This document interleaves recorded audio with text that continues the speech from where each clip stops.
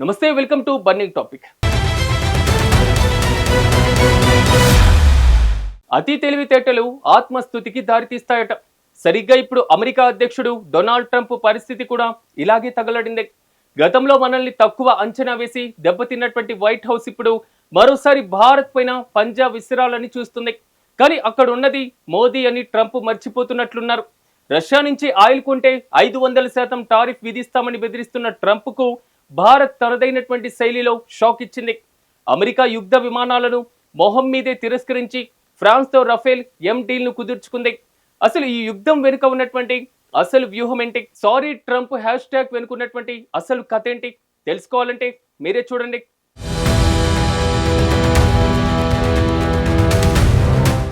ఒకే దెబ్బకు రెండు పిట్టలు అని చిన్నప్పుడు చదువుకొని ఉంటాం కదా. అప్పుడప్పుడు ఈ నానుడి ఏదో ఒక సందర్భంలో వినే ఉంటాం కదా. ఇప్పుడు ఈ నానుడిని మార్చుకోవాలి.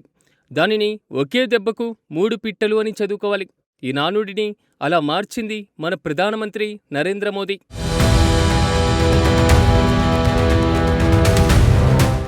రష్యా ఉక్రెయిన్ యుద్ధం మొదలైనప్పటి నుంచి భారత్ తన జాతీయ ప్రయోజనాలకే పెద్దపీట వేస్తుంది.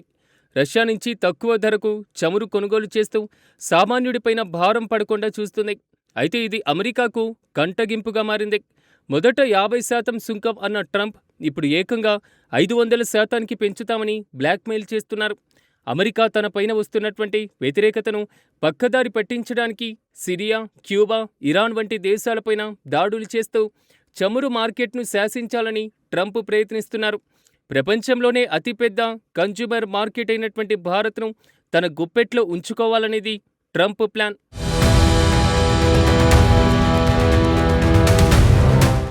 అగ్రరాజ్యం ఆఫర్ ఇచ్చింది, భారత్ నో చెప్పింది. సాధారణంగా అమెరికా లాంటి సూపర్ పవర్ దేశం ఒక డీల్ ముందుట పెడితే ఎవరూ కాదనలేరు.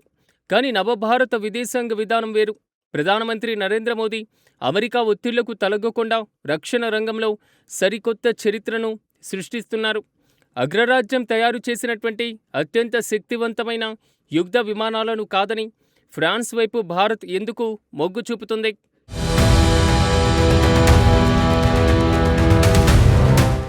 అంతర్జాతీయ రక్షణ మార్కెట్లో అమెరికా అంటే ఒక తిరుగులేని శక్తి. అమెరికా తన ఆయుధాలను విక్రయించడమే కాకుండా తన ఆధిపత్యాన్ని కూడా రుద్దాలని చూస్తుంది.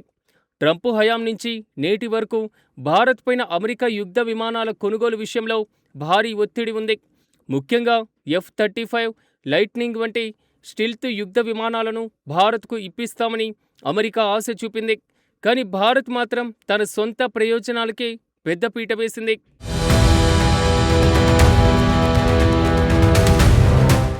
అమెరికా కంపెనీలు మరో అడుగు ముందుకేసి ఈ యుద్ధ విమానాలను భారత్లోనే తయారు చేస్తామని బంపర్ ఆఫర్ ఇచ్చాయి. F-21 వంటి మోడళ్లను కేవలం భారత్ కోసమే ప్రత్యేకంగా రీడిజైన్ చేస్తామన్నాయి. అయితే ప్రధాని నరేంద్ర మోదీ ప్రభుత్వం ఇక్కడ ఒక విషయంలో చాలా క్లారిటీగా ఉంది. కేవలం అసెంబ్లీ చేయడం కాకుండా పూర్తిస్థాయి టెక్నాలజీ భారత్కు దక్కాలని పట్టుబట్టింది. అమెరికా షరతులకు ఒప్పుకోకుండా ఏకపక్షంగా ఆ ప్రతిపాదనలను తోసిపుచ్చింది.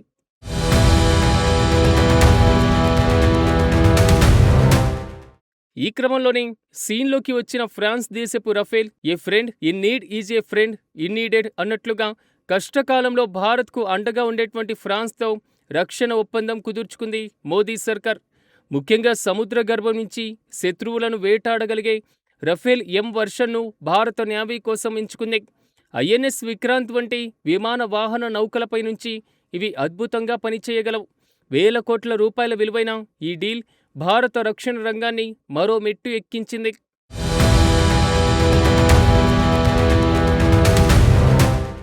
రఫేల్ కొనుగోలు ద్వారా భారత్ తన దౌత్య నీతిని ప్రపంచానికి చాటి చెప్పింది.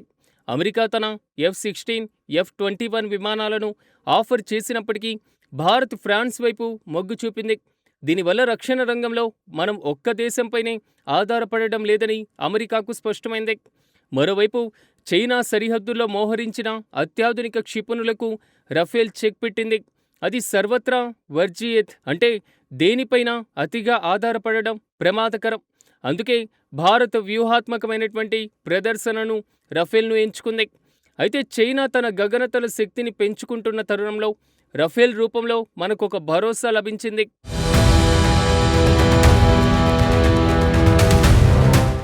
గతంలో జరిగిన సంఘటనలు, ముఖ్యంగా ఆపరేషన్ సింధూర్ వంటి కీలక సమయాల్లో మన ఆయుధ సామర్థ్యం ఏంటో పాకిస్తాన్కు రుచి చూపించాం. ఇప్పుడు రఫేల్ రాకతో సరిహద్దు దాటకుండానే శత్రువులను తుత్తునియలు చేసేటువంటి ఖచ్చితమైనటువంటి మిసైల్స్ మన సొంతమవుతున్నాయి.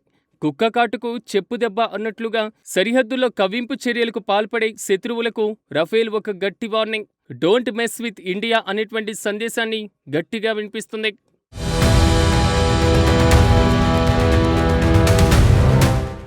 రఫేల్ డీల్లో అత్యంత కీలకమైనటువంటి అంశం ఆఫ్ నెట్ నిబంధన. ఫ్రాన్స్ కేవలం విమానాలను ఇవ్వడమే కాకుండా వాటి తయారీ, నిర్వహణలో భారత సంస్థలను భాగస్వామ్యంగా కుదుర్చుకుంది.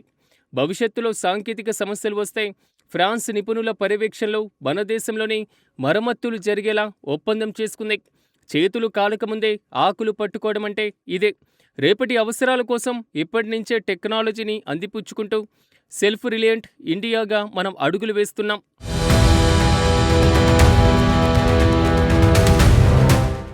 సముద్ర గర్భంలో కూడా శత్రువుల ఆటలు సాగవని భారత్ నిరూపిస్తుంది. ఐఎన్ఎస్ విక్రాంత్ పై నుంచి రఫేల్ యుద్ధ విమానాలను ప్రయోగించేటువంటి సామర్థ్యం మనకు తోడైతే హిందూ మహాసముద్రంలో మనదే అగ్రస్థానం. మన సముద్ర జలాల్లోకి చొరబడాలని చూస్తే శత్రు నౌకలను రఫేల్ గగనతలం నుంచే ఇచ్చేటువంటి షాక్ ఊహాతీతం. రఫేల్, విక్రాంత్ కాంబినేషన్ ఒక డెడ్లీ కాంబినేషన్.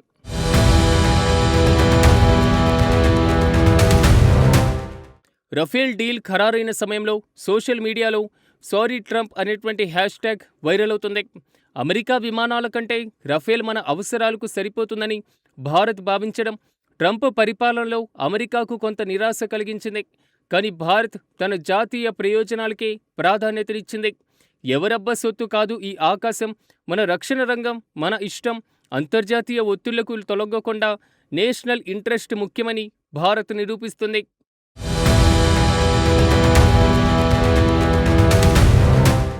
మన ఆయుధ సామర్థ్యమేంటో ఇప్పటికే ప్రపంచానికి తెలిసొచ్చింది.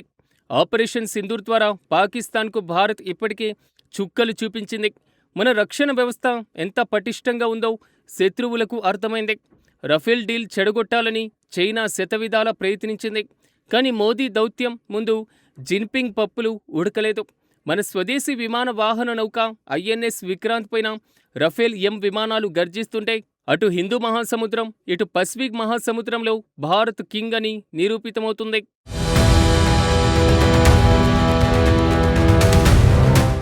రాజకీయం అంటే చదరంగం లాంటిది. ఇక్కడ ఎత్తులకు పై ఎత్తులు వేయడంలో మోదీ సిద్ధహస్తులు. అయితే ట్రంప్ తన వ్యాపార బుద్ధిని చూపిస్తే మోదీ తన దేశభక్తిని, వ్యూహాన్ని చూపించారు. Action speaks louder than words అన్నట్లుగా మాటలతో కాకుండా రఫేల్ ఒప్పందంతో అమెరికా నోరు మూయించింది భారతదేశం. రఫేల్ ఎం రాకతో భారత గగనతలం, సముద్ర తీరం మరింత సురక్షితం కానుంది. ఇది కేవలం ఒక యుద్ధ విమానం కొనుగోలు మాత్రమే కాదు, నవ భారత ఆత్మగౌరవ ప్రకటన.